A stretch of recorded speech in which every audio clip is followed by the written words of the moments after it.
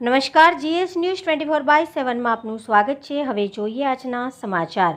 હળવદમાં પતિના હાથે પત્નીની હત્યા કરનાર પતિએ ઝેર પી જીવન ટૂંકાવ્યું, લાશ મળી આવી।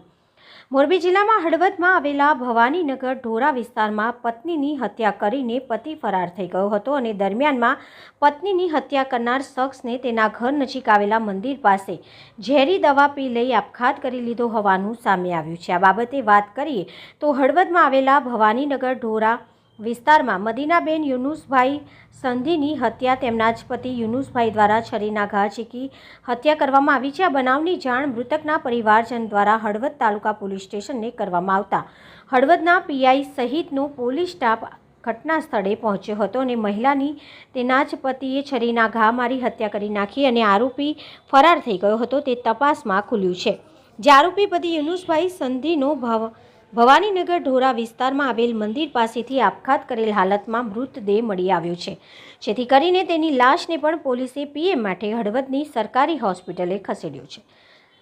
Reporter Shrikant Patel, Gujarat secure news, Morbi. Madina જે હતી મારી નણદ હતી ને બહુ જ વાલી હતી બધાને, આખા પરિવારને। ને અહીંયા એમની જે મોટી બેન અહીંયા જે ઢોરાની અંદર રહે છે એ અહીંયા મળવા આવી હતી અને બે માણાના વચમાં હું ડકો થયો એ વાતની અમને કાંઈ જાણ નથી। અહીંયા આવીને બધું એવું બનાવ બન્યું છે, એટલે અમને ખાસ અંદરની ખબર નથી કાંઈ।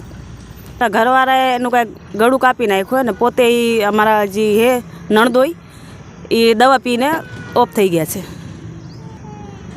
હા, એક અંગાત બંનેના મોત થઈ ગયા છે। વિજયનગર શું બનાવ તમને દેખાણો? અમારો વિટા સાહેબ અમને ફોન આવ્યો મારી બેન, મોટી બેનનો, એ કે મદીનાને છરી મારી દીધી મારા બનેવીએ। મારી બેન અહીં આટો મારવા આવી હતી હળવદ મારી મોટી બેન પાસે। બને હાજે હરાયો હતા કે એકલા જ હતા? એને મારી બેનને એ નોકા આવ્યા હતા, આ વાયથી આવ્યો હતો। પછી શું આમ બનાવ બન્યો?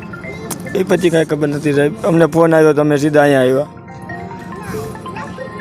અમે બધા બરોબર જ રહેતા હતા સાહેબ,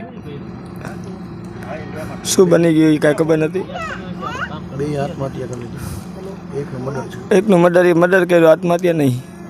એના ઘરવાળે એ કાંઈ ખબર નથી, આત્મહત્યા છે। બાકી મારી બેનને તો મારી છે।